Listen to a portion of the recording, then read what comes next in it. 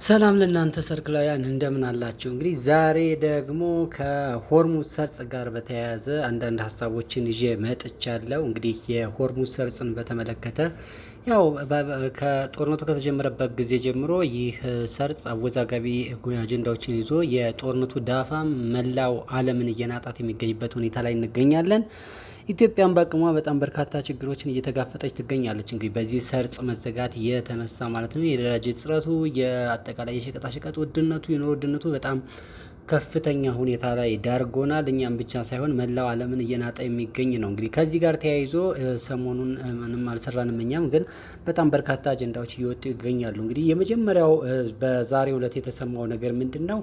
የሆርሙዝ ሰርጽን በተመለከተ እንግዲህ ኢራን መርከቦችን ማስከፈል መጀመሯ ነው። እንግዲህ ኢራን በስትራቴጂካዊ የሆርሙዝ ወሽመጥ በኩል በሚተላለፉ የንግድ መርከቦች ላይ እንግዲህ ክፍያ መሰብሰብ መጀመሯን የሀገሪቱ ፓርላማ ምክትል አፈ ጉባኤ ሐሚድ ሬዛ ዛሬ እንግዲህ አስታውቀዋል ማለት ነው። የመጀመሪያው ክፍያ ገቢ ወደ ሀገሪቱ ማዕከላዊ ባንክ ገቢ መደረጉ የተገለጸ ሲሆን ክፍያ የሚወሰነው መርከቦቹ የያዙትን ጭነት አይነትና መጠን መሰረት በማድረግ እንደሆነ እንግዲህ ተመላክቷል ማለት ነው። ይህ በዛሬው ዕለት ይፋ የሆነ ሰርጹን የተመለከተ መሰረታዊ ጉዳይ ነው። እንግዲህ ያከፋፈል ጉዳዩን በተመለከተ ከዚህ ቀደም የተለያዩ ሀሳቦች ሲሰጡ እንደነበር የሚታወስ ነው።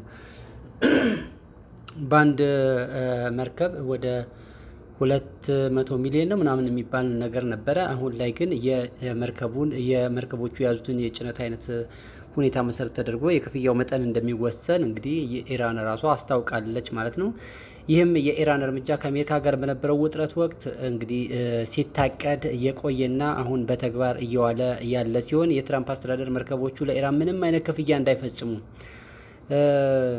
አስቀድሞ ማስጠንቀቃቸው የሚታወስ ቢሆንም ኢራን በወሽመጡ በኩል ወዳጅ ሀገራት ብቻ እንዲተላለፉ መፍቀዷን እና የቀረቡትንም ክፍያዎች እንዲፈጽሙ ማድረጓን በዓለም አቀፉ የባህር ትራንስፖርትና በነዳጅ ዋጋ ላይ አዲስ ተጽዕኖ እንዲፈጥር እንደሚችል እንግዲህ ተገምቷል። እንግዲህ ሌላው እንግዲህ የሆርሙዝ ሰርጽን በተመለከተ አሜሪካም አንድ ያደረገችው ነገር ነበረ። ለምሳሌ የኢራን ወደቦችን ዘግቻለሁ ብላ ስታቅራራ ነበር። ነገር ግን እሱ ፈጽሞ እውን እንዳልሆነ ማረጋገጫው እንግዲህ ከ900 ሚሊዮን ዶላር በላይ የሚያወጣ የነዳጅ የጫኑ 34 የኢራን ነዳጅ ጫኝ መርከቦች እንግዲህ የአሜሪካን የሆርሙዝ እገዳ ጥሰው እንዳለፉ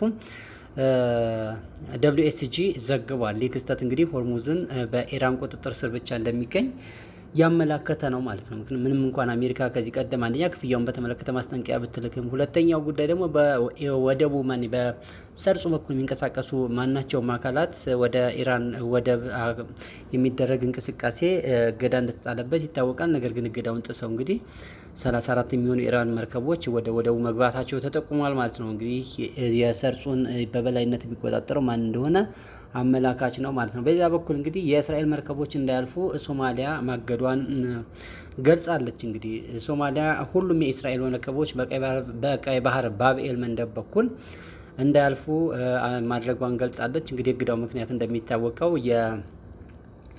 የእስራኤል መንግስት ለሶማሊላንድ እውቅና መስጠቱን ተከትሎና በሶማሊላንድ ላይ ደግሞ አዲስ አምባሳደር ከሰሞኑ መሾሙ ይታወሳል።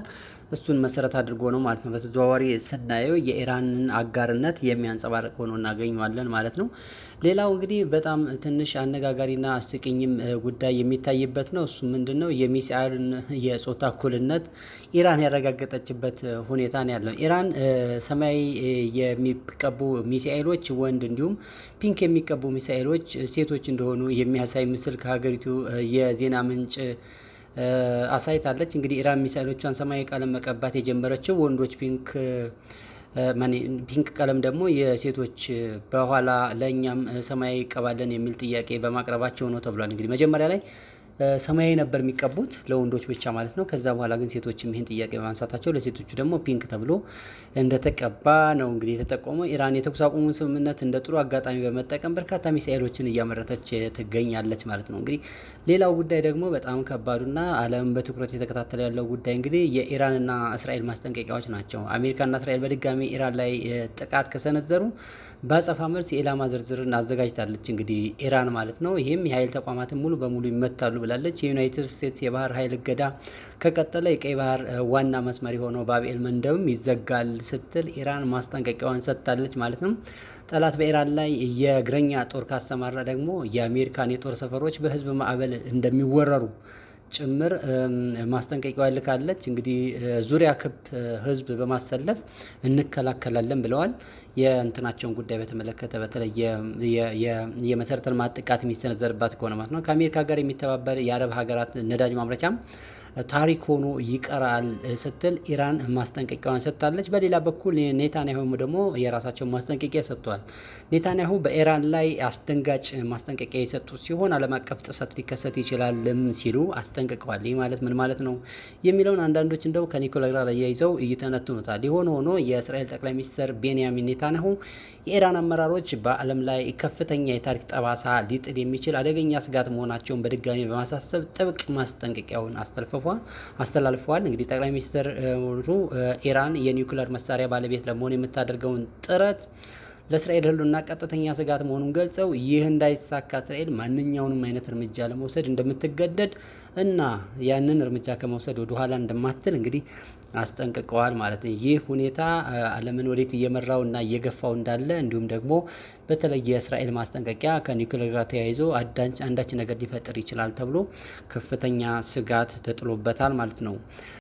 በሌላ በኩል ኢራን አሁን ከመሸ እንግዲህ አሜሪካና እስራኤል በገልፍ እና በሆርሙዝ ባህር ዳርቻ ላይ ለጸጥታ እጦት ምንጭ የሆነውን ጥቃት ሰንዝረዋል ስትል እንግዲህ ኢራን አስታውቃለች። የኢራን የውጭ ጉዳይ ሚኒስትር የአሜሪካና እስራኤል ጥቃትን በባህረ ሰላጤውና በሆርሙዝ የባህር ዳርቻ ላይ የጸጥታ ችግር ናቸው ብለዋል። እንግዲህ ሚኒስትሩ አባስ አራግቺ በኤክስ ገጻቸው ባጋሩት መልእክት በቴህራን ከደቡብ ኮሪያ ልዩ መልእክተኛ ጋር እንደተገናኙ በማንሳት የኢራን የውጭ ጉዳይ ሚኒስቴር አውራጃዎች እንግዲህ እነዚህን ጥቃቶች በማውገዝ ግልጽና ጠንካራ አቋም እንዲወስዱ አሳስበዋል። ኢራን ደህንነቷንና ጥቅሟን ለመከላከል በዓለም አቀፍ ሕግ መሰረት እርምጃዎችን ትወስዳለች ሲሉ እንግዲህ አራግቺን ገልጸዋል። ኢራን በባህር ዳርቻዎች ላይ 2 መርከቦችን መያዟን እና 3ኛው የጭነት መርከብ ላይ ደግሞ ጥቃት መሰንዘሯን ተገልጿል። እንግዲህ በሌላ መረጃ የኢራን ጦርነትና የሆርሙዝ የባህር ዳርቻ መዘጋት ቀጣይነት ባለው መልኩ